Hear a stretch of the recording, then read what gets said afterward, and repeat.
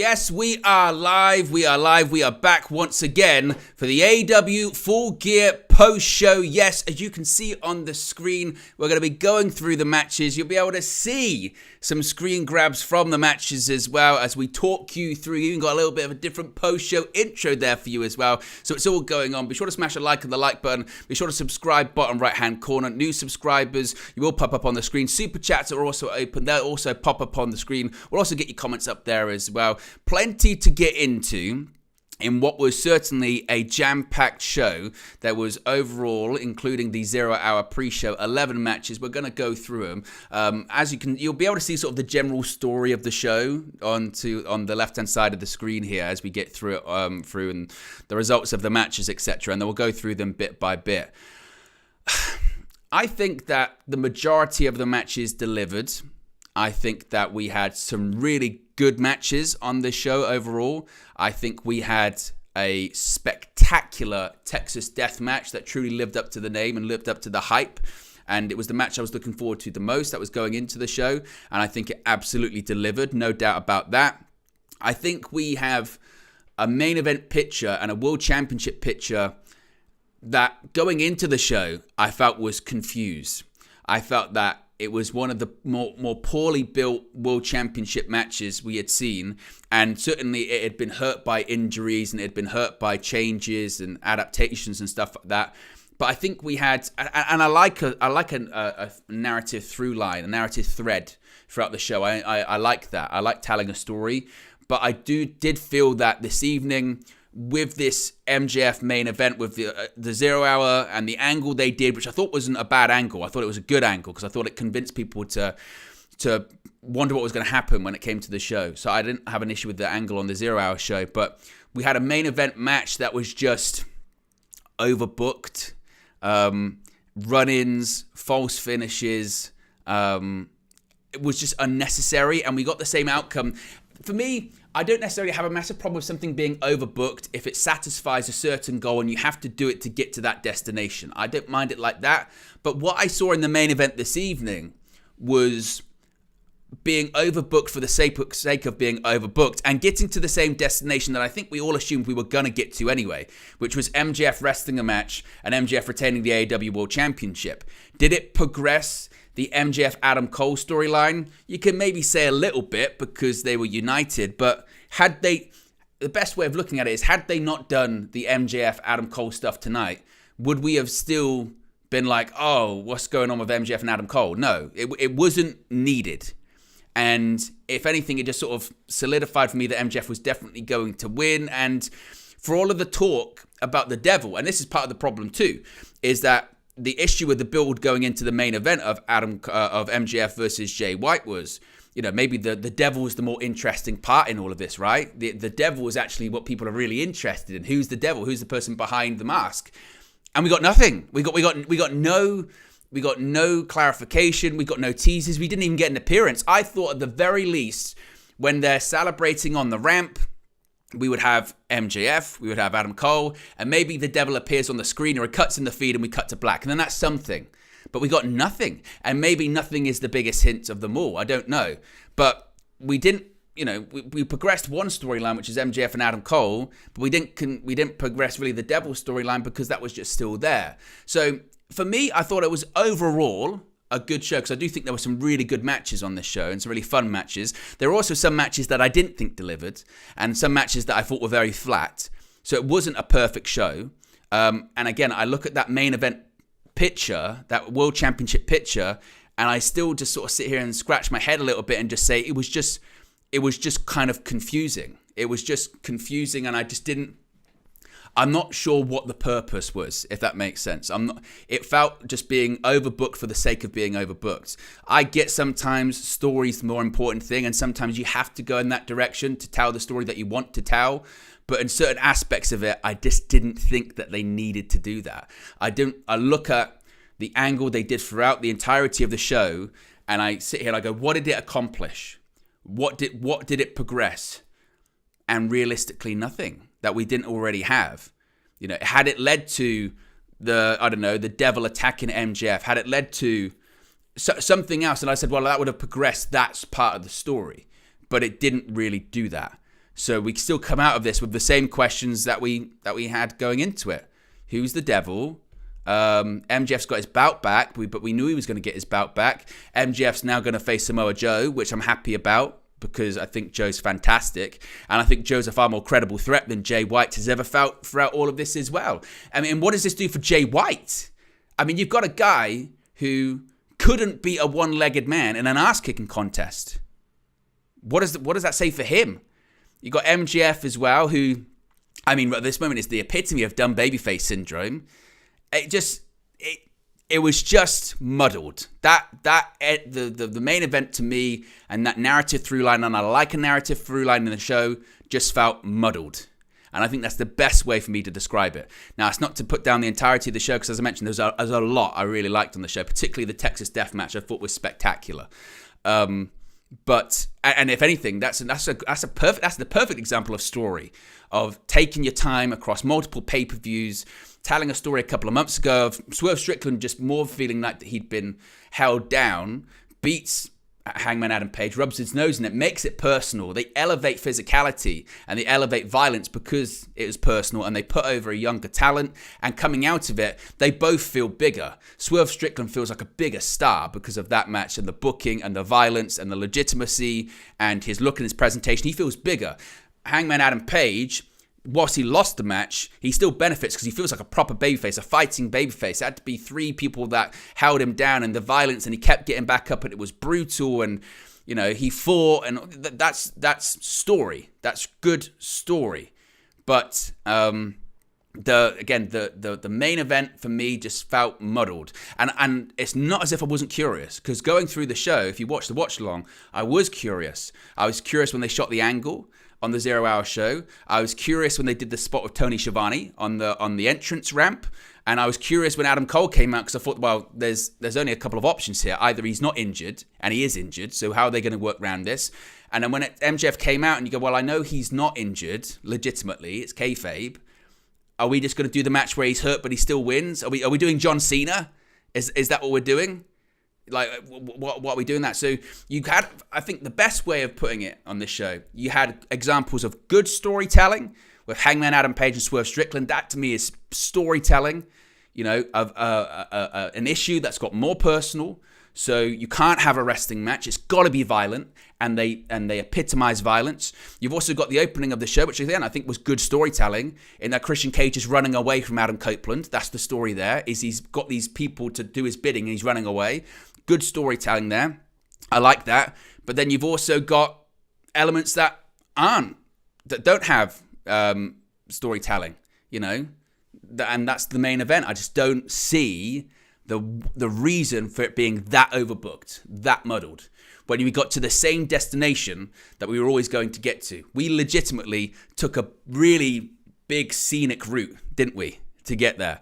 And I don't particularly understand that. But we're going to get into it in more depth. We're going to go through all the matches. As I mentioned, guys, click the like button. Be sure to subscribe. You'll be able to see in the bottom right-hand corner there, we're only 4 subscribers away from 14,740. New subscribers, as I mentioned, will pop up probably here, I think, with a graphic, a GIF, and your name. Super chats are also open. Same thing, you'll pop up here with your amount and your name and your message, and we'll get them up on the screen as well. We'll get into some of your comments too as we go through. So we started off with the 0 Hour pre-show. We started off with the Ring of Honor World Championship with Eddie Kingston successfully defeating Jay Lethal. Now, later on in the show, it must be said that Eddie Kingston confirmed he's entering the Continental Classic, and he's actually upped the stakes for the Continental Classic because he has stated that he is going to put his championships on the line in every single match in the Continental Classic. So the winner will be a Triple Crown winner, in essence. Not only will they be the Continental Classic champion, but in addition to that, they'll also be the Ring of Honor World Champion and the New Japan Strong Openweight Champion, which makes you wonder, who's going to win? Who's going to win that tournament? Thus far, we only know a few competitors that have entered. We know one's Bryan Danielson. We know one is Andrade El Idolo. We know one is Eddie Kingston. And we know the other is Mark Briscoe. So one of them is going to leave with a lot of belts and a lot of trophies. And I think that's really interesting. Does that mean Eddie Kingston's going to win it? Maybe. I mean, he was in the G1 earlier this year. So he's got experience in tournaments. I don't know. Now, the finish of this one saw Ortiz appear out of nowhere. He and Kingston, I guess, are on good terms because he smashed a guitar over the head of Sonjay Dutt. Eddie Kingston hits the Hurricane and gets the 1-2-3, and he leaves as the Ring of Honor World Champion. It was what it was. You know what I mean? The thing is, sometimes with these 0-hour pre-show matches, they're essentially sort of TV matches. You know, they're not sort of long, drawn-out pay-per-view matches, apart from the stuff that involves the bigger stars. So like when MJF has been involved in these 0-hour shows. But it was fine as what it was. It was a TV match. I don't know what the direction will be going into Final Battle. Tickets aren't particularly selling very well for Final Battle. I think that was kind of a hope why Ronda Rousey would drive not only subscriptions for Honor Club, but if she is added to Final Battle to face Athena, which might be a possibility. As of right now, she's just on a handshake agreement. That might sell some tickets, but we'll have to wait and see if she's added to that. As for the overall direction, I mean, I don't know. I mean, I thought that this is where they might go, but we'll have to wait and see. I mean, Ring of Honor at this point, unless Tony Khan can get something going for, you know, when he negotiates the TV rights with Warner Media Discovery, then it just feels dead, really. Initially, he offered it to Warner Media Discovery before, and they passed. They don't want ROH, they want AEW. Now, there were rumors, wasn't there, about the CW last year wanting, or at least being open to talks for a TV deal for Ring of Honor, and Tony Khan said no because he wants to package everything in one. Basically, he wants to have. When he's negotiating, he wants to give, you know, networks the possibility to buy AEW and Ring of Honor content. But I don't know. I really don't know where that one is particularly going. But Eddie Kingston is still the Ring of Honor World Champion. We then moved on to Buddy Matthews versus Claudio Castagnoli. Now, I was really surprised by the finish of this one. Going into it, I thought, wow, you've got a situation whereby Buddy Matthews, who needs to win better here? You know, and that's why I always look at, you know, booking and stuff like that, and outcomes and finishes and what have you. You have to ask yourself the question: who needs to win? Will the other person, if they lose, will they be hurt by this? And does it really matter? That's the point. And surprisingly, Claudia Castagnoli not only submitted Buddy Matthews, but sharpshooter in the middle of the ring. Very surprising. The match itself was fairly good. I was expecting it, honestly, to be a little bit better. It felt like at certain points it was just off half a step, maybe. And again, maybe it's a case of it's a pre-show match.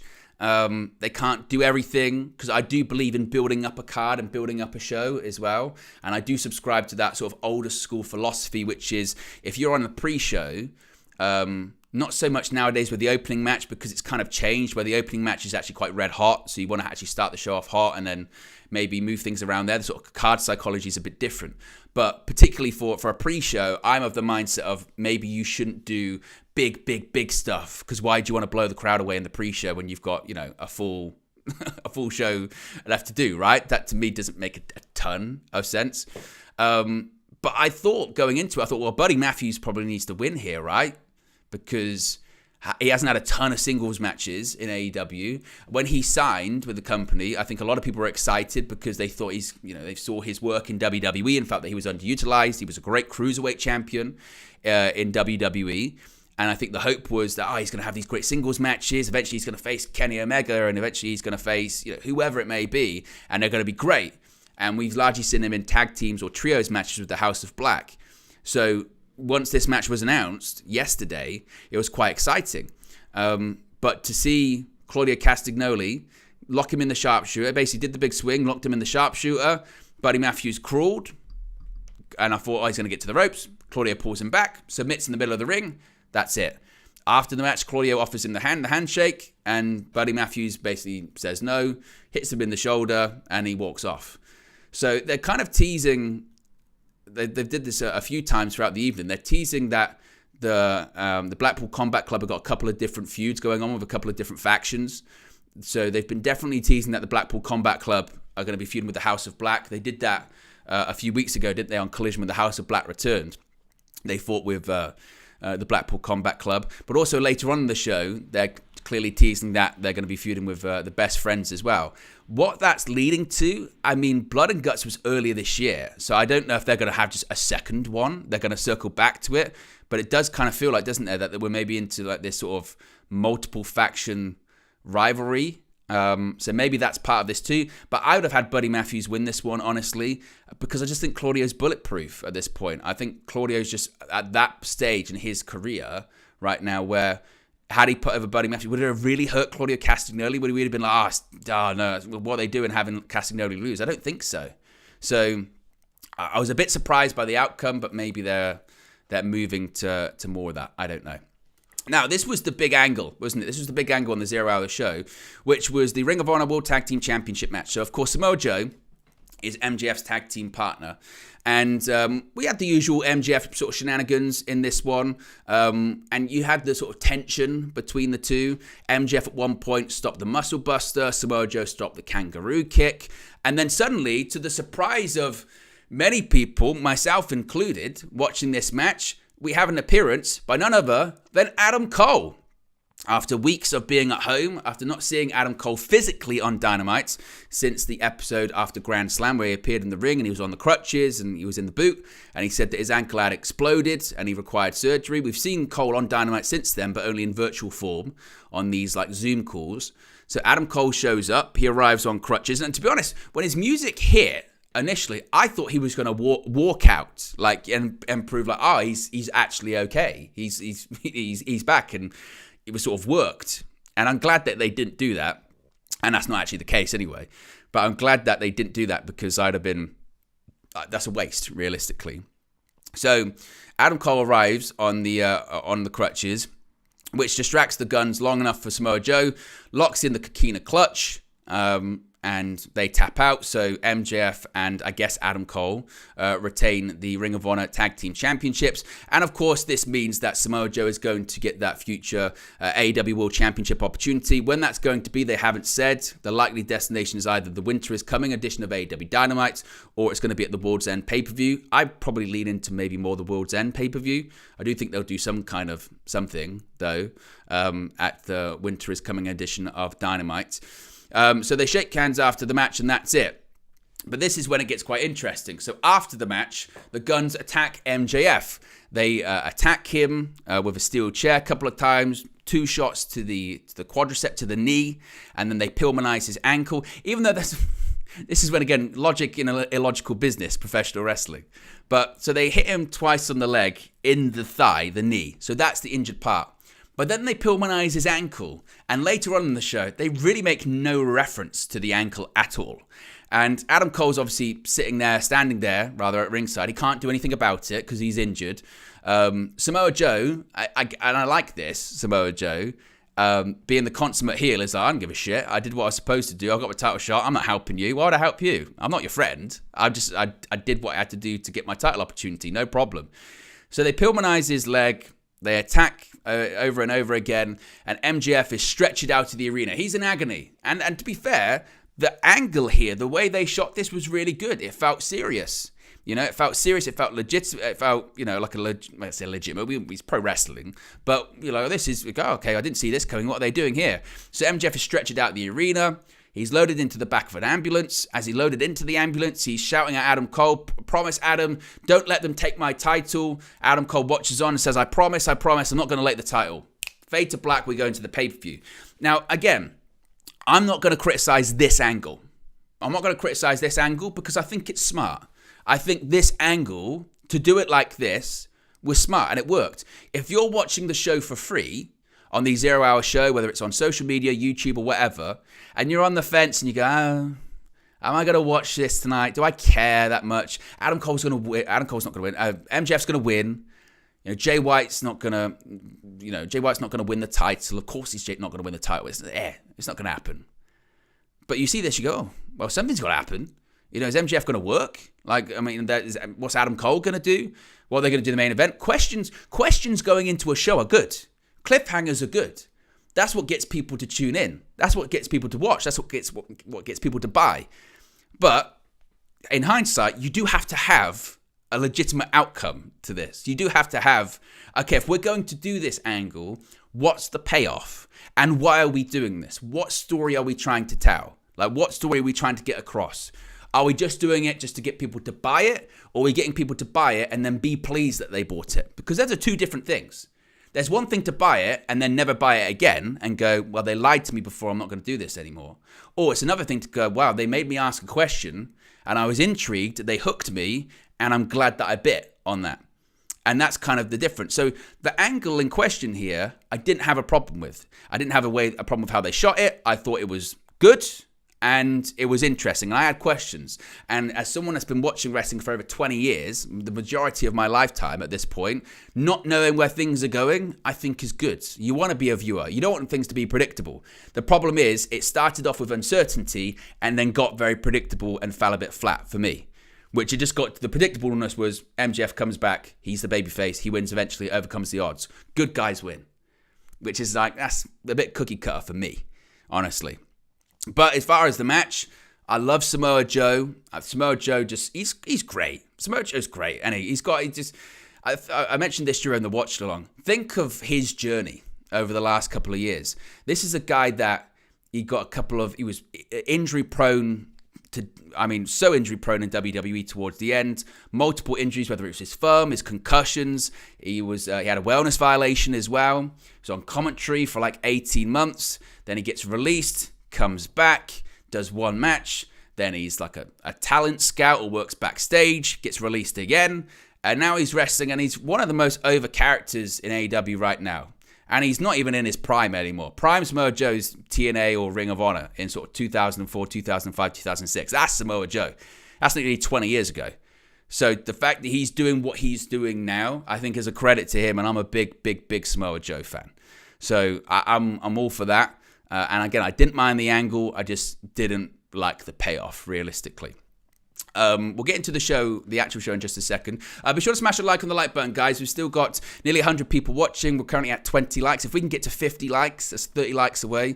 That would be amazing for the post show as well. I know there's plenty of post shows and that out there, and there's a lot going on with, I guess, with the presser and all this kind of stuff as well at the moment. So if you haven't already, click the like button and be sure to subscribe. We're only 2 subscribers away. You can see it right there. 2, just count them. 2 subscribers away from 14,740. So if you haven't already, subscribe, bottom right hand corner. As I mentioned, super chats are also available if you want to get your takes, your reviews on the show as well.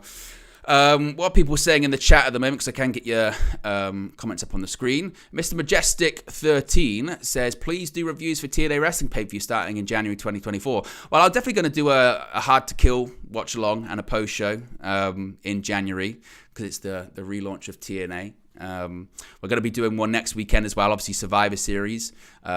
Wrestle Kingdom in January as well, I'm thinking of doing. Last year or this year, I just did sort of news videos whilst the show was going on. But if people want a watch along and post show for that, I can do that. You have to be a bit careful with New Japan though. They can be quite... they can take your stream down for no reason. So you have to be a bit careful with all that kind of stuff. But there you go. So there you go. Let's move on. Let's go to the main show itself. Started with this trios match as Adam Copeland, Sting, and Darby Allin defeated the Patriarchy, Christian Cage, the TNT champion, Luchasaurus, and Nick Wayne.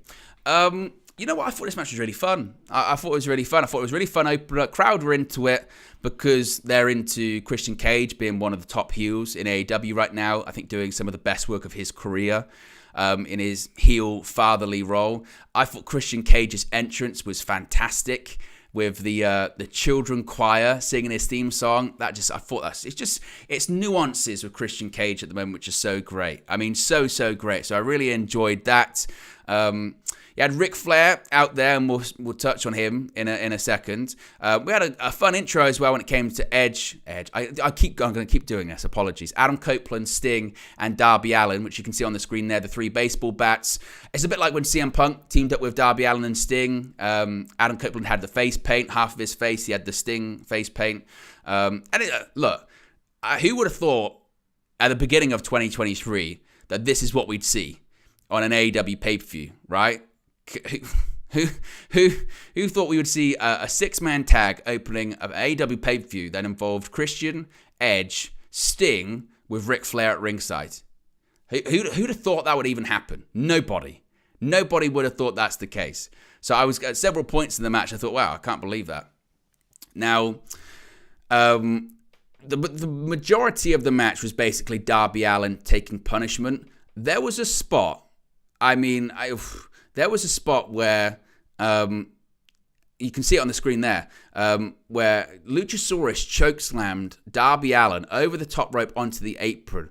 And some of the bumps that this guy's taking, they were saying on commentary, he's taken a red eye and flying and climbing Mount Everest. I don't know if he's actually doing that now or he's in training for it, but it was nuts. Nuts doesn't even describe it, those bumps that he was taking. It was just insane, absolutely insane. And the basic story of it is that any time that Adam Copeland got close to getting his hands on Christian Cage ran away, or he didn't want anything to do with Adam Copeland. That's the match they're building to. As to when they do it, I don't know. They're building to Revolution a lot. If you notice, you got Sting's last match, you got the big signing, is seemingly going to make his official, even though he's wrestled for AEW before, but his official AEW debut there. That was kind of confirmed tonight. Maybe they do it then. Maybe it's a case of Adam Copeland versus Christian then. I don't think they can hold it out to All In next year, realistically. I don't think they can hold out that far. But anyway, we get to a point where the referee is distracted. Why is the referee distracted? I'll tell you why the referee is distracted. Because it only took one pay-per-view match on Ric Flair's second ever AEW appearance, right? His first AEW appearance was a couple of weeks ago when he was the gift to Sting by Tony Khan. He was Tony Khan's gift to Sting as part of his retirement tour.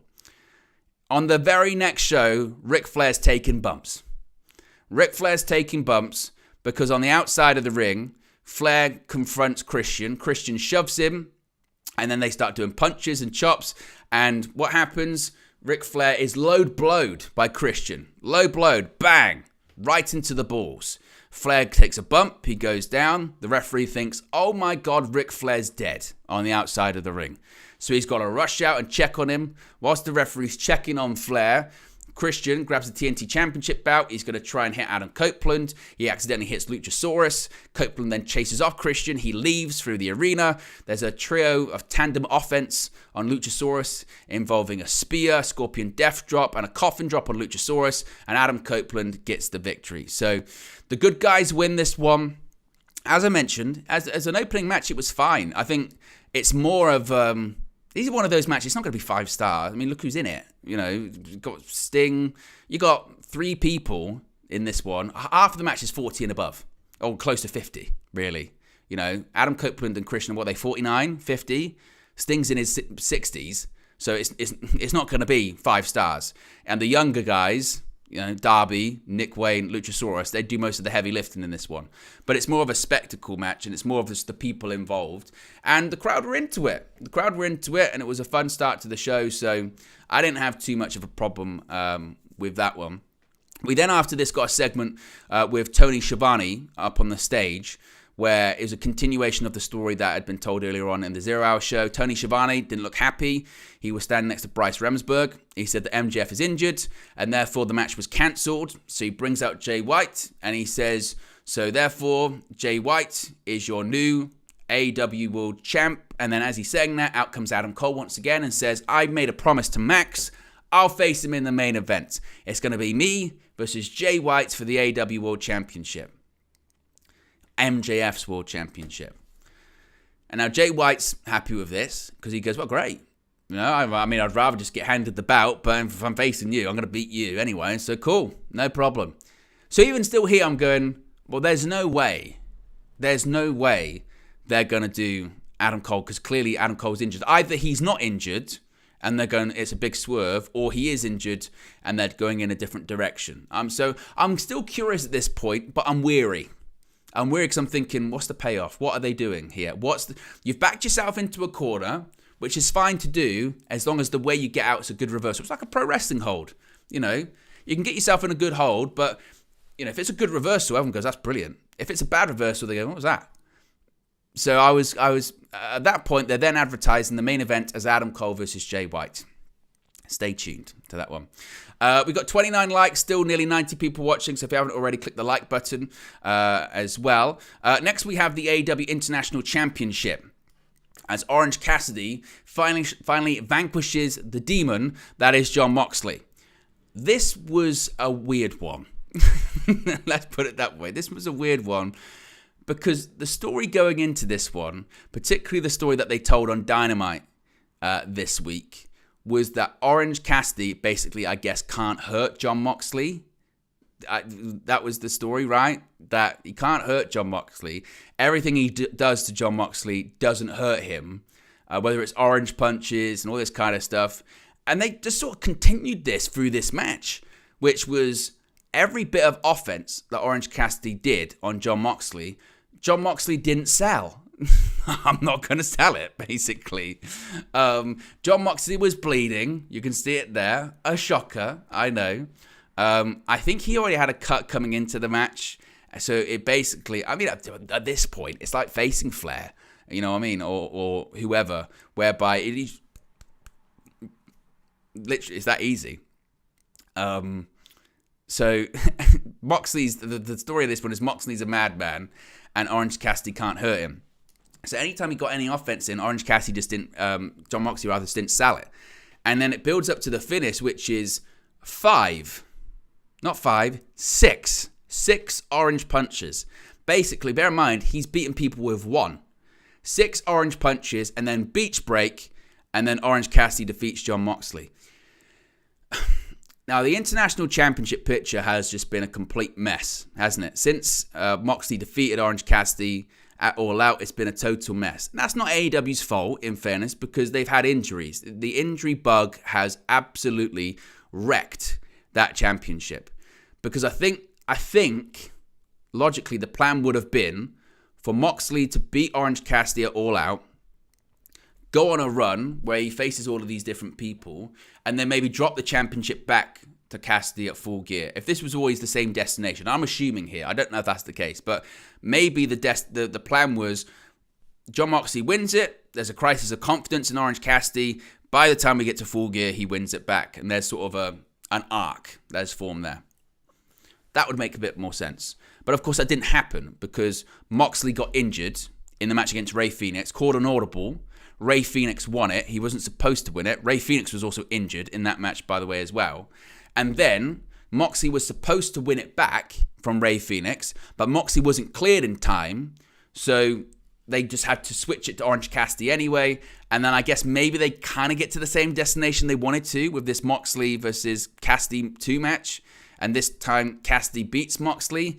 But at the same time, I think the problem is that when you've got a champion like Orange Cassidy, who had held the championship for so long, and it was a record-breaking reign and a really long reign, and he got over by just working, by wrestling, which is fine. Do you then really want to see the guy win the championship back really quickly and then hold it for a long time again? I don't think they did. I don't think the fans do. I think it's become a bit of a meme in the same way that the meme at the moment for Raw is, getting interrupted by the Judgment Day over and over and over again. It's become a bit of a meme at this point, hasn't it, with Dynamite, that the show opens with Jane, with Orange Cassidy's music playing, and then Orange Cassidy has an international championship. I mean, it's the meme. So when Moxley won it, I think there was a bit of, okay, credit to Orange Cassidy. He's been a defending champion. He's had all of these matches. He's beat up to shit. That was the storyline as well. He's beat up because he's been a defending champion. To then pivot back to Orange Cassidy's got the belt back again and we're doing it all over again. And people are like, well, I've seen it and we've done it. Like, what are we doing? So I'm not averse to Moxley not being the champion because Moxley doesn't need to be the AEW International Champion. He doesn't. It was a novelty for him to have it. If anything, it was the person... It was, sometimes WWE adds a big name to a title lineage to make a bout feel bigger. They did it with the Universal Championship when they first created it. We want Goldberg to have it, we want Brock Lesnar to have it because it adds cachet to the title. Cool. That's what it kind of felt like with Moxley to being the international champion. But at this point, someone else needs to hold the international championship. It can't be the Orange Cassidy bout. And that's what it kind of feels like at this point. We need to have something different. So I'm not adverse to Cassidy winning this and then moving away from Moxley, even though, again, after the match, there was some pushing and shoving with Hook, who was at ringside with Cassidy, and Wheeler Yuta, who was at ringside for Moxley. So once again, this BCC versus best friends thing is going on. So that those factions are going to face off against each other. But I think Orange Cassidy needs to lose about just someone else. I really like the idea of Roosh having it, truly have it be international. But the match itself, as I mentioned, was just... It was okay. It was nowhere near as good as their all-out match. And I just think they both need to just move on to different directions, but it doesn't look like that's going to be the case. After the match, we got Mark Briscoe announcing he's in the Continental Classic. So as I mentioned, more participants in there. We had Eddie Kingston coming out there later on as well, announcing that he was going to be in it. As I mentioned, he said he's putting his life work on the line. The New Japan Strong and Ring of Honor World Championship are going to be... he said on the line in every match. Does that imply that he's going to win every match? Because it's a round-robin tournament. It's not a single elimination tournament as far as I'm aware. So there's going to be groups. So so if he loses, does that person have to put him on? Are we saying that it's going to be like hot potato? Or is it just going to be... I don't know. I don't... Are we going to have multiple champions throughout the tournament? Because are you essentially saying that Eddie Kingston's going to win every match until the final, and then either he loses it or he doesn't? I was a bit confused by that. Either way, it adds more stakes to the tournament, so I'm not totally opposed to that. Next match was for the AEW Women's World Championship, and we have a brand new AEW Women's World Champion in Timeless Toni Storm. Now, I think most people expected Toni Storm to win this one, but it must be said, this match had the worst finish of the evening because it was completely and totally botched. It was not good in terms of the execution of this one. Now, Toni Storm, for me, was always going to win. I have seen some people raise the argument of Toni Storm doesn't need to be the AEW Women's World Champion. The problem is when you've got a division that's got as little interest from the booker as it does in Tony Khan, if you've got a talent that's getting TV time, then put the belt on her and build the division around her. And Toni Storm's character work has been really, really good. I do think they have to walk a really fine line with it getting too hokey and the matches getting too gimmicky and too over the top. And this is when we get into sort of the finish for this. So before the match started, she brought out the script and she ripped it up to say, I'm going off script. I'm improving tonight, darling, is basically what she was saying. And at certain points, like Hikaru Shida injured her ankle and Toni Storm went after the ankle, which is not part of her repertoire. So she's improving, they said, and all this kind of stuff. The finish, we might as well just get into the finish because the finish did not work at all. So we had earlier on in the match, we had a situation where Toni Storm had a shoe in her hand and Aubrey Edwards takes the shoe away from her, but she already had a shoe in her back tights and she hit her with the shoe. So she's kind of already planting the seeds of, I'm cheating. And I've got that tray of stuff that she has where it's like jewelry, beads, and her shoes and all this kind of stuff. So we see a situation where Toni Storm gets this plate. She gets this plate and she puts it in her tights. The problem is the plate kept falling out a lot. And it wasn't in there snug. And it was one of those ones where it was hanging out. And you thought, well, a little bit more movement. It's just by physics. It's going to fall out. It's going to fall out. And Toni Storm felt like she was aware of that. So what happens is Luther's on the outside. He just got the hell beaten out of him by a kendo stick from Hikaru Shida. Hikaru Shida gets back in the ring. Toni Storm hits her and gets her into the corner. And Toni Storm was aware this plate is hanging out of her tights. I mean, hanging out. So she's going to do the hip attack thing in the corner, but she's trying to rush into it. Hikaru Shida's not ready. So she starts running and then has to go back. Whilst she goes back, the plate basically falls out again. So she has to put it back in. The plate's hanging out as well. So she hits Hikaru Shida with it in the end. Commentary, at this point, they're laughing. They're laughing on commentary because it's that bad, the finish. It's that botched. It's just a complete cluster. And they're trying their best. I mean, bless Excalibur. He's trying his best. Oh, the referee didn't see it. Tony Schiavone. Oh, the ref didn't see it. Taz. The ref didn't see it. Nigel McGuinness. Oh, the referee didn't see it. Everyone could see it. Everyone could see the plate. The plate's there. The plate's hanging out. Everyone can see the plates there. And it fell out as well. And she had to sort of restart the run. It was just a complete and total mess of a finish. It was almost being too cute for the sake of being cute. Like it's a bit like the Bret Hart Goldberg spear spot with the shield around him. if the shield was hanging out of his shirt and fell off. You know what I mean? It just didn't work. It was a good idea, but in execution, and you can see it there on the screen, like in front of you. Like, it's how the ref would not spot that. It's ridiculous as a finish. So didn't work. It was a big botch. As far as the outcome, Toni Storm once again AEW Women's World Champion. If it means more focus on the division, then I'm for it. More character work. Mariah May comes out afterwards and is celebrating. That's a long-term story, which I think is a good thing. They're basing it off a film from the 1950s where eventually Mariah May is going to, usurp her, and she's going to take the spotlight and she's going to be the star. And so far, she's just the fan. She's the crazy talk. And I can get behind that. Because again, that's longer-term stories. That's proper storytelling. But I just think they have to walk this fine line and still remember at the end of the day that this isn't a total comedy gimmick. They have to remember that. And, they still need to do a lot more with the women's division, honestly. It just wasn't, it was one of those matches just to fulfill a purpose, I felt like. But Toni Storm is the brand new AEW Women's World Champion. Next, we get into the tag team title ladder match. Now, this is a match I felt like delivered. It really did. When the announcement was made last night on AEW Collision, Ricky Starks said, "Well, we're doing a ladder match," and the reason why, Big Bill's tall. It did feel like a situation where AEW just sort of went, "Look, we're doing this tag match. Let's just raise the stakes. Let's make it feel bigger. Let's make it feel better." And a credit to everyone involved, because they took some ridiculous risks in this match. They did some ridiculous spots. Brody King was wearing white face paint. You'll be able to see it as it goes through. His face is just absolutely covered in blood. Absolutely covered in blood. Bear in mind as well, you've got Dax Harwood and Roosh coming into this one. They just had a match 24 hours ago where they beat the shit out of each other. I mean, beat the holy hell out of each other. And as I mentioned, there were some absolutely crazy spots involved in this one, involving pile drivers on ladders.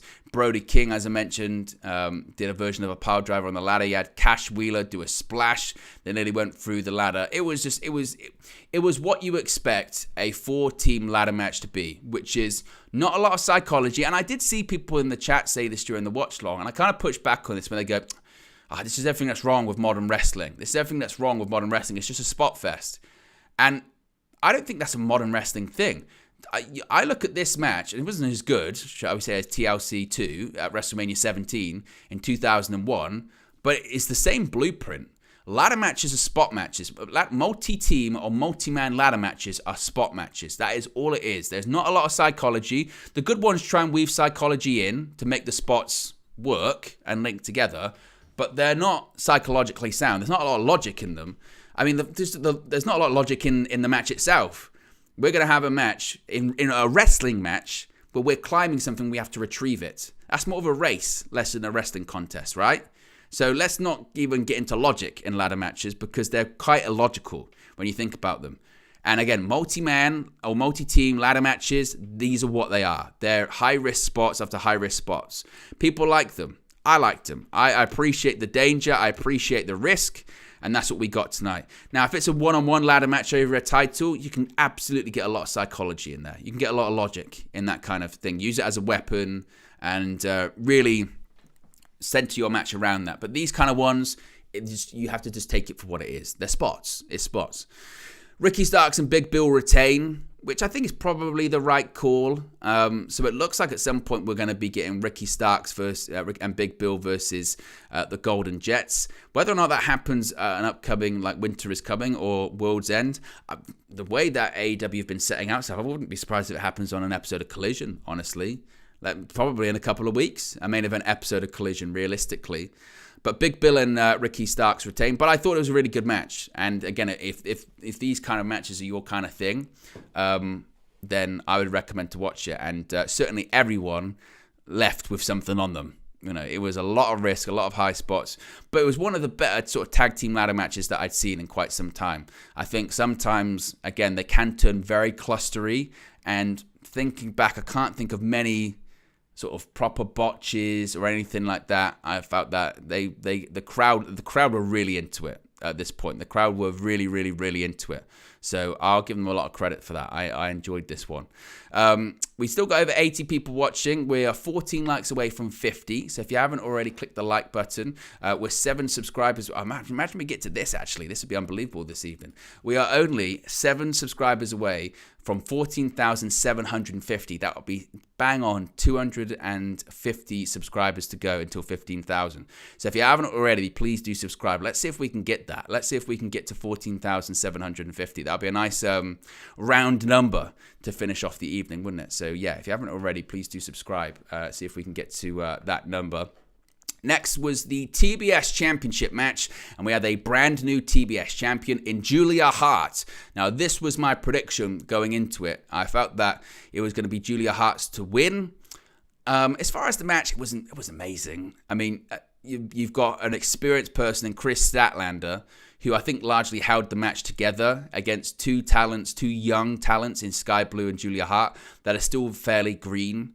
But you know what? I think that, to be honest with you, in terms of if you wanted to compare the two women's matches this evening, I would argue that this was probably the better match because I felt like it was more of a pro wrestling contest as opposed to the Toni Storm Hikaru Shida match, which was largely sort of theatrics and sort of character work. This one did have more spots and things that were, tied together.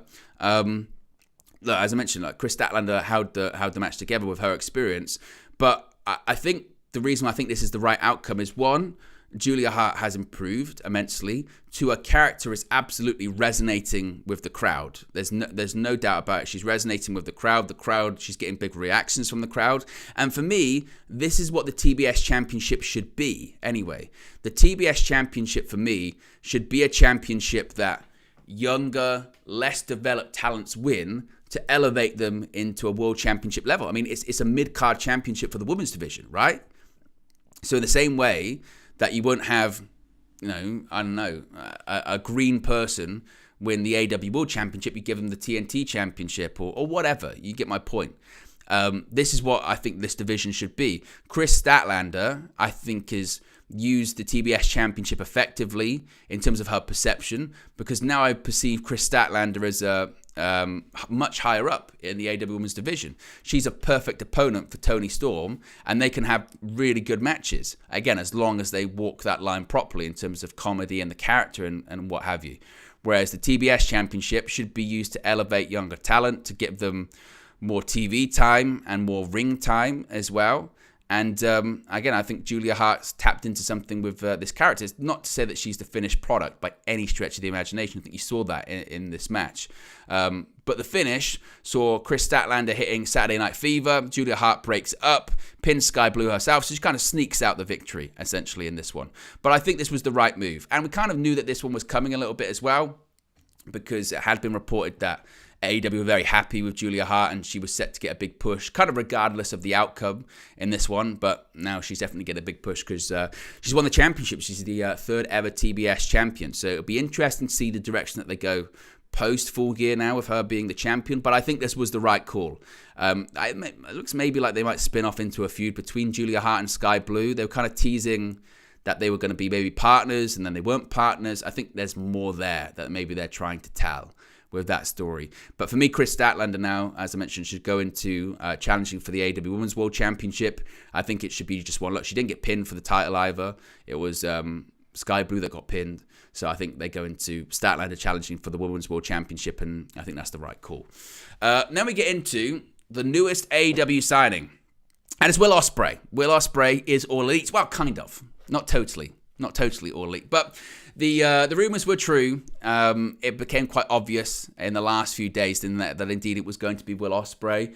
And the biggest question surrounding Will Ospreay signing with AEW was how, wasn't it? How is that possible? That was the biggest question people wanted to know. That doesn't make sense. How can Will Ospreay be All Elite? His contract isn't up with New Japan Pro Wrestling yet. And there was a lot of people that it could have been and got quickly ruled out. Mercedes Moné was the one initially I thought it was going to be. It was quickly reported it wasn't going to be her. Ronda Rousey was another name, particularly when she showed up at the tapings on Friday, but it was quickly ruled out it wasn't going to be her. And then other people reported, Andrew Zarian of the Mat Men podcast was really the first to report it. He was told it was going to be Will Ospreay. And he went, well, that makes sense, because it always felt like he was probably going to go to AEW. Not to say that he wasn't going to go, no one else was interested, because they absolutely were. And we'll talk about that in just a second. But the biggest question was how, because his contract with New Japan Pro Wrestling expires in February of 2024. He's been very open about that. So how can he sign a contract with AEW now when his contract hasn't expired in the place that he's currently in? Well, it was reported that New Japan had given him his blessing to talk to these other companies, which is why Barry Bloom had been hired. Barry Bloom was negotiating with AEW, with WWE, with TNA. He had multiple offers on the table, and he was open to everything.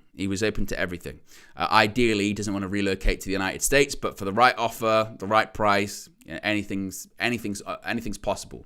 So that's why he could potentially sign, or at least pre-agree, a contract with someone, which makes sense when it comes to this AEW thing. But he came out and he said, I've got to make a confession. I'm all elite, but I'm not all elite. He said, first of all, I've got to finish up. He said, I came into New Japan as a teenager. I'm 30 now. I've got to finish up my commitments. Once I've done that, I'll be on the road to Revolution, and then I'll be all elite, and I'll put the elite in All Elite Wrestling. So basically, he came out and said, look, I'm going to be an AEW talent once my contract with New Japan Pro Wrestling expires, but my contract hasn't expired yet. I've still got to do my dates with New Japan. So he's going to be wrestling at Wrestle Kingdom in that three-way involving Moxley and Finlay.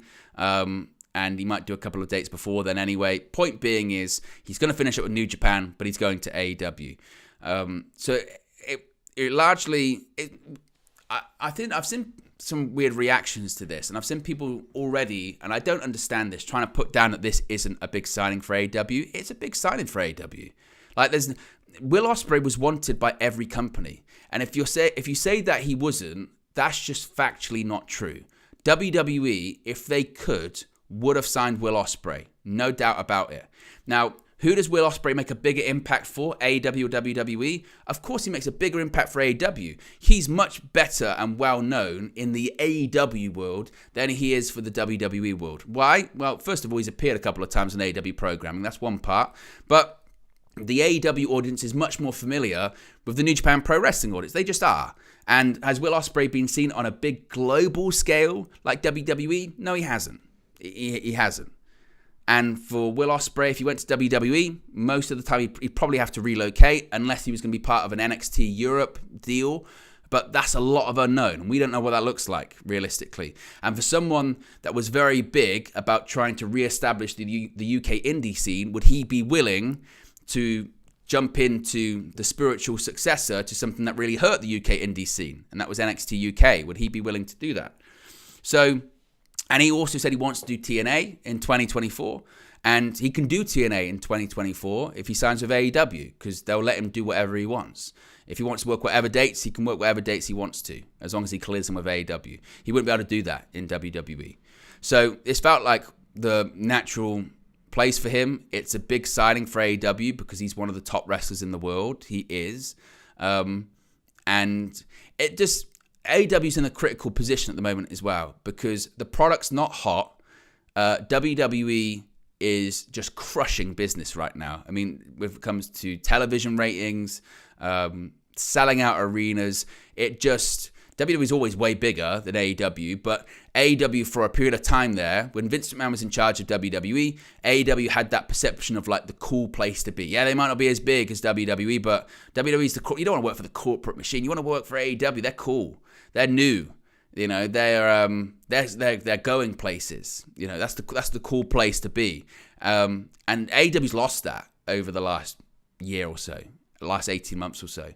They've lost that sort of not cool factor, but there's just that momentum that they had. And had, you know, Ospreay gone to WWE over AEW, not to say that it would be done for them, but you'd sort of go, wow, like even the sort of bigger New Japan stars aren't interested in AEW anymore, you know. So it felt like a sort of a race that also that AEW had to win, just from a perception point of view. So he mentioned London, he mentioned Wembley Stadium. What he's going to do now, logically, you think it's going to be Omega versus Ospreay 3. That's taking place in AEW. And then you'd say also, if you want to sell out Wembley, or you want to get, and I think getting the level of tickets that they got next year, I think it's going to be tough. That's why they're putting them on sale even earlier. The way to get that is put Ospreay in the main event for the world title. MJF versus Will Ospreay, AEW World Championship. By that point, there's a legitimate threat that MJF could lose the title and Ospreay could win it. A World Championship in Wembley Stadium, that will sell tickets in Wembley Stadium. Anything else, I don't know if it will. Not to the level that they did this year. And they didn't sell it out, but they got a lot of tickets. It was an incredible achievement. Whatever number you believe, no one thought they were going to get that. But this time around, will they do it? It's going to be very difficult. Every year in the same building, it's going to be very challenging. But if they put Ospreay in the main event for the world title, they'll have a shot. They'll absolutely have a shot. So I think what they could do, we could be looking at Ospreay having a crazy 2024. He could possibly finish it with New Japan. Revolution, if they want to pull the trigger, they could do Omega versus Ospreay 3 at Revolution. I think, and if they really want to put a big show together and do a big number, and also, again, try and sell out the arena that they're doing it, and you have Sting's retirement match, and you have Ospreay versus Omega 3 already on the card, that's pretty good going. That'll get, and you promote it that far in advance. You know, we know that's going to be Sting's final show. We know we're getting Ospreay Omega 3. Like, announce it like now, and that will sell out by the time it gets there. And they could do that. That's what AEW needs to do better. You know, when they're struggling with all of these buildings at the moment, they need to promote the shit out of their product. They don't promote very well. And it feels like they don't know what they're going to do until a week before the pay-per-view. And that's not good enough. You know, they're not in the realm of WWE, where they're going to sell tickets regardless. They're not in the realm of WWE, where, you know, they're not even, it doesn't even matter subscriptions. They've already got NBC Universal's money. So that's why they can do these shows internationally as well. It doesn't matter. And they're getting paid. These countries and governments are paying them to put on the shows. So again, it doesn't really matter. AEW's not in that realm. They need to sell tickets. They need to sell pay-per-view buys. And you do that by promoting. You do it by doing it early. So I think that might be the direction they go, but we'll have to wait and see. But Will Ospreay is All Elite? Kind of. Not yet.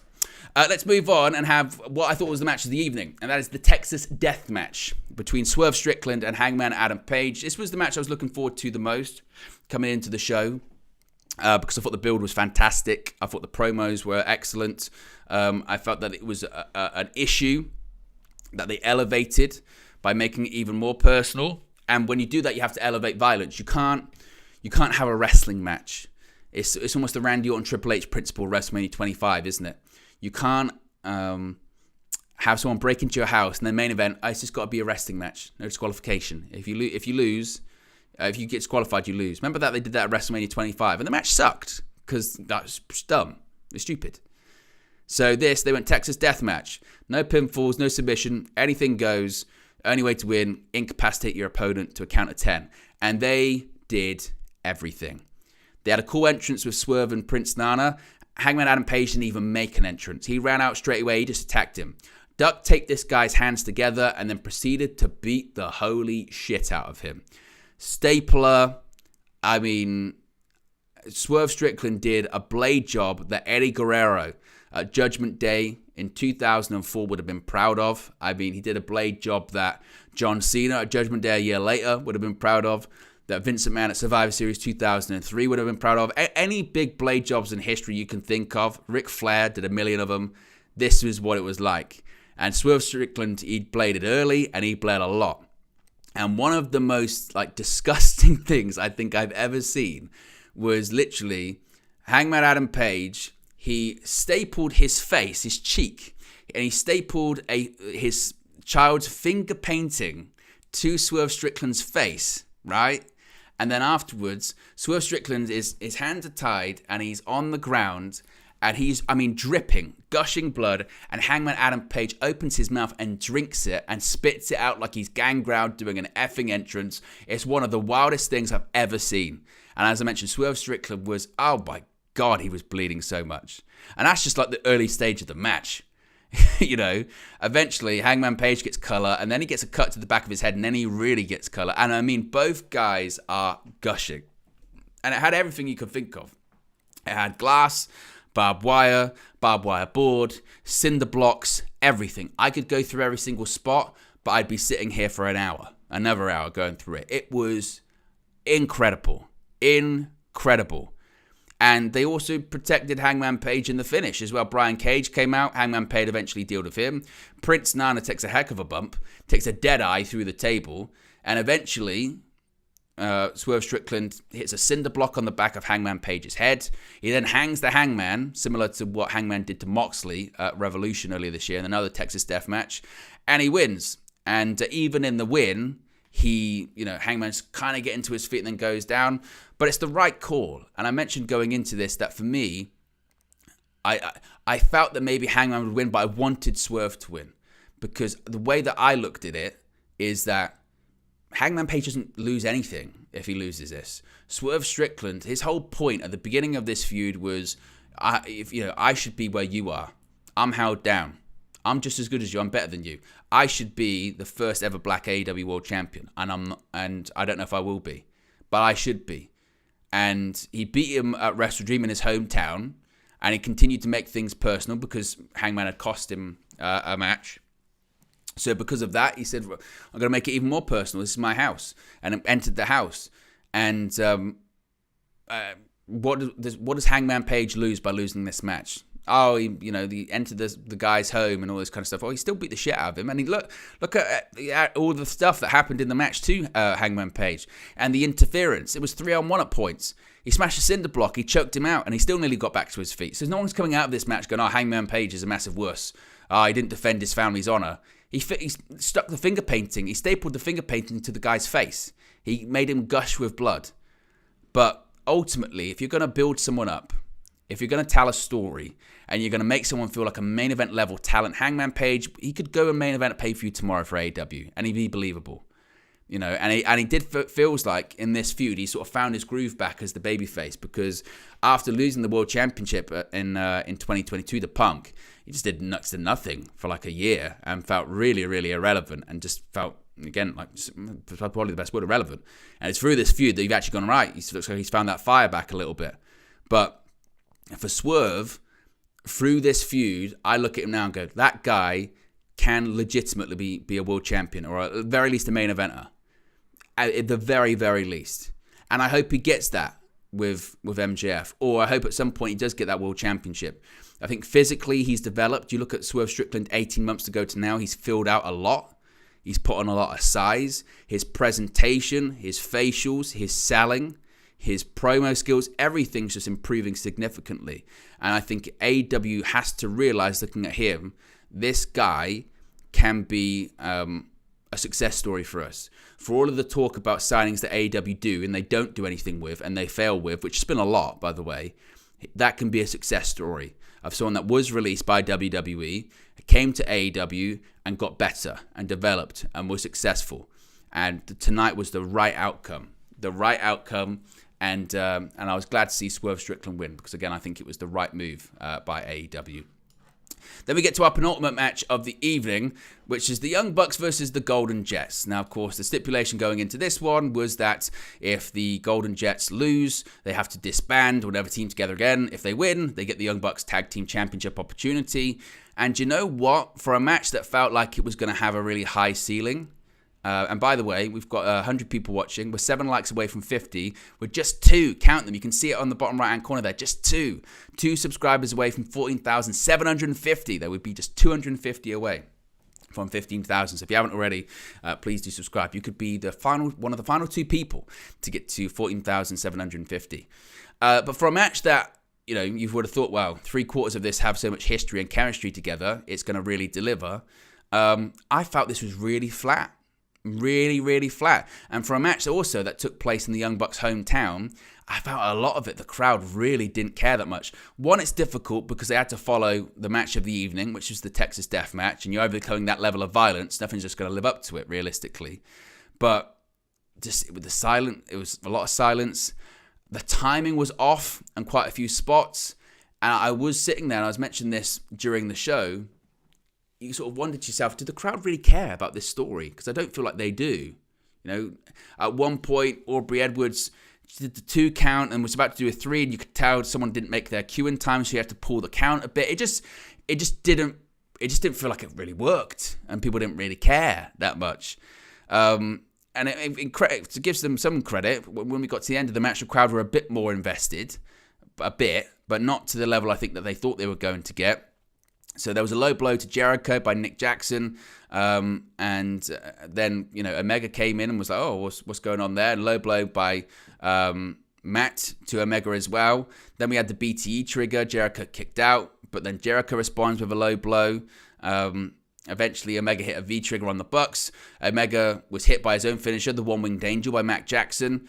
But eventually, Omega gets the victory with the One-Winged Angel. And then after the match, the Young Bucks throw a big tantrum. We know they're turning heel, so that's clearly the plan. I thought that we might get the heel turn during the match or afterwards. But even the heel turn felt a bit not defined. It felt a bit like, maybe they're playing into the whole CM Punk criticism, right? I work with a bunch of kids, or these guys are immature. They threw a tantrum. That's what it really was, wasn't it? They threw a tantrum afterwards, and I don't know. I just didn't think it worked. I didn't think it worked. As mentioned, it looks like we're going to be getting Jericho and Omega versus Big Bill and Ricky Starks at some point. I would think actually fairly soon. Again, I don't think we wait till Winter is coming or the pay-per-view. I think it's going to be on an episode of Collision or Dynamite fairly soon. But yeah, there's just something about this one. It just didn't feel like it clicked. Didn't feel like, again, closing moments, crowd were a bit more into it, and some high spots, some false finishes. But it just particularly, with a lot of people in this match, the only person I'm sort of content with the evolution of at this point is Kenny Omega, because he just consistently delivers.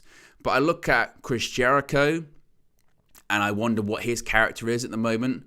For someone that's evolved so much in their career, I don't know where he's at now. But, he had the Jericho Appreciation Society. Babyface Chris Jericho is just infinitely worse than heel Chris Jericho. But I don't know what his next evolution is. I think he's still trying to find it. And the Young Bucks, eventually, when you're on week-to-week TV, you've got to evolve. You have to. Initially they were baby faces, then they turned heel in, late 2020 into 2021, and that worked. And eventually they turned baby face again, but I'm looking at them now and going, where's their next evolution? What's there going to be their character change? Because they've played essentially the same characters for quite a while, and it does feel like at this point, they need to do something different. They need to have a big transformation. They need to, again, go in a different direction that isn't the same thing that they've been doing for a long time. And I think that's the big criticism of them, isn't it? Is that they're kind of one-dimensional in the sense of they have the same real match most of the time. And they do the same big moves, but what's the bigger story? Is their big story more elite infighting? Is that what we're going into? So they're definitely turning heel, but as far as their longer-term plans, I'm curious to see what they are, because, again, for me, it just not to say that it was bad. I'm not sitting here completely poo-pooing all over the match. It just felt like, I don't know, the crowd weren't super into it, and it was just a bit flat for me anyway. But there you go. Finally, we had the AEW World Championship match, which I mentioned this at the beginning of the stream, just felt kind of all over the place. So we went into it thinking that it was going to be Adam Cole versus Jay White. Adam Cole comes out, hobbles to the ring. And just as it looks like the match is going to happen, the ambulance sirens go off. I thought, fucking Scott Steiner's coming out. I can't believe it. It wasn't Scott Steiner. It was MJF. MJF comes out and he's hijacked the ambulance and he's wrestling. So, okay. So, I was going into this one going, well, I'm curious to see where they go with this, because surely Adam Cole's not going to work unless he's not injured. But he is injured. And the whole, so after all of the stuff we've sat through this evening, of MJF being carted away and then coming back and all this kind of stuff, and Adam Cole, I'm stepping up. The payoff to it was MJF still retains, Jay White loses, MJF's just a ralliant babyface, and he came back. And actually, they'd have given the title to Jay White. If this match wouldn't have happened, they'd have given to it when MJF could have worked. So it was just, for me, it was quite predictable by that. But like I said, I didn't have an issue with the 0 hour angle.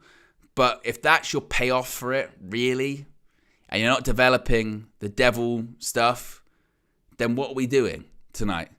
And this is kind of my frustration with babyface MJF. I don't have a problem with MJF being a babyface at all. He is super over at this point. The crowd love him. I said that MJF should have been a babyface a year ago. I was of the opinion that when he came back as the devil, with CM Punk. The crowd just wanted to cheer him anyway, and they should have let him. They should have played into him. My thing is, I don't like when a heel gets over to the point where you have to turn him babyface, so they change their character. And I think with MJF, they have to be really cautious now, because throughout this match, he displayed a lot of signs of dumb babyface syndrome. He's just a dumb babyface. He could have had, Jay White counted out a bunch of times with Adam Cole. Get back in there, pal. Get back in there. All right, I'll get back in there. Cool, no problem. I'm injured. Are you going to give up? I don't want to give up because I'm a babyface. I've got a bad leg, but I'm going to do a kip up. I've got a bad leg, but I'm going to do a drop kick. I mean, again, it's dumb babyface syndrome stuff. And MJF, the whole point of him is that he's this strategic, he's a scumbag, but he's smart. He's not dumb. What happened to the MJF? I don't wrestle, I only wrestle when I have to because I'm smart. I don't want to get hurt. He's gone from I don't want to wrestle because I don't want to get hurt to I'm hurt and I'm going to wrestle. What are we doing? What are we doing? Why has his character changed that much? So he's wrestling. They had an announce table botch where, again, despite the bad leg, he's going to do an elbow drop from the top rope to the announce table on the outside. But apparently that announce table was put together by Blue Tack, because the moment he put Jay White on it, it just fell apart. And MJF, to his credit, still did the spot. He went to the top rope and did the elbow drop. But if anything, that's the worst spot to do because there's no padding from the announce table. So it's even worse. But if you think all of this is overbooked, we haven't even got started. Yeah, we haven't got started. So at one point, Adam Cole's going to hit Jay White with the Ring of Honor World Tag Team title. White then takes it off him and hits MJF with it. MJF kicks out. Then Adam Cole says, MJF, use the Dynamite Diamond Ring. Jay White grabs the Dynamite Diamond Ring. MJF, though, hits a low blow. Out comes the Guns. The Guns do a run-in. Dynamite Diamond Ring to them both. Then a Dynamite Diamond Ring to Jay White, and he wins. So just think about all that's gone on in this evening. You had the Guns attack. Well, first we had Adam Cole come back. Then you had the Guns attack MJF, do a stretcher job, then do a segment where you're going to give the championship to Jay White, but Adam Cole says, I'm facing you in the main event. You have Adam Cole versus Jay White about to happen, and MJF drives back in an ambulance. He comes out and says, I'm good to go. And then you have titles, you have ref bumps, you have interferences, you have diamond rings, you have a spot where they were going to throw in a towel and all this kind of stuff. And eventually MJF wins, but it was just overbooked. It didn't need to have all the stuff that they ended up having, because the outcome was the same. The outcome was the same as everyone knew it was going to be, which is MJF wins. MJF wins. Did Adam Cole need to be on the show? No. Did they need to do the injury angle? No. Now, do I think the injury angle on the 0 hour show would have got people to buy the pay-per-view? Yes. And I don't necessarily discredit them doing that, but it felt desperate. It felt trying to add some heat into a story at the very last minute, because you realize that the story that we've told for the last, month, 6 weeks, just hasn't been enough. And just think about the way we got here as well. Again, this match was a reflection of the booking for this whole feud. Jay White's got the title, but he's not the champion. During this time, MJF has defended the title against Kenny Omega. He's also defended the title against Daniel Garcia. The Omega match felt bigger than any match that they've done, including this one. Adam Cole's not involved, but now he is involved. The Devil's the backdrop, and that's what people care about, is, who's the Devil, but they don't announce that. And, I wasn't expecting an announcement, but I was expecting some kind of, progression. We didn't get any of that. It just feels confused. It was just overbooked. It just overbooked. Like I said, ref bumps, title shots, whatever, diamond rings, run-ins, injuries, ambulances. You just went, why? Do I come out of this evening going, MJF is such a great babyface? Well, I knew that anyway. Did we need the progression of, unless Adam Cole's coming back fairly soon, do we need to have the reminder of Adam Cole and MJF are best friends? We know they are. It just, again, it felt like trying to add heat to something, maybe because they knew it wasn't hot. I don't know. But it was just overbooked. Overbooked, and I'm not opposed to a narrative thread, but it just felt overly complicated. Too many cooks, in my opinion. but there you go. We are 4 likes away from 50 likes, by the way, guys. If you haven't already, click the like button. And we're just one subscriber away from 14,750. That would be amazing if we can get there. So if you haven't already, please do subscribe, bottom right-hand corner, and see if we can get to that number. It's been an incredible evening. I appreciate everyone that's joined me for the watch long and for this post show as well. Again, this is the first time we've done this post show with these new graphics. I hope you like them as well. Gives a bit of difference to the watch long, and also gives you a bit of a, even if you didn't watch the event, you can kind of see some screen grabs from it, and see kind of the story as it goes through. I think people quite like that because it gives a, you know, if you didn't watch it, you can go, oh, this is what happened and all this kind of stuff, and then you can make your decision on whether or not you want to buy the replay or anything like that. So if you enjoy this kind of stuff, let me know. It's kind of difficult to do these post shows on TV shows during the week, sort of your SmackDowns and your Raws and your Dynamites, because you know, crazy o'clock. I mean, it's 6:30 at the moment here, so that's kind of why. But we're going to be doing the same thing next weekend for Survivor Series. War Games, we'll be doing a watch long and also a post show as well. So be sure to join me then. Coming up later today, at this point, there's going to be obviously news videos talking about the fallout of Full Gear, as well as the build-up to Survivor Series 2. So if you haven't already, be sure to subscribe and click those notification bells, and you'll be notified every single time a new video is uploaded. Anyway, guys, appreciate everyone that's joined me this evening. Click the like button, subscribe. I'm out of here. Have a good one, and I'll speak to you again very, very soon. Peace.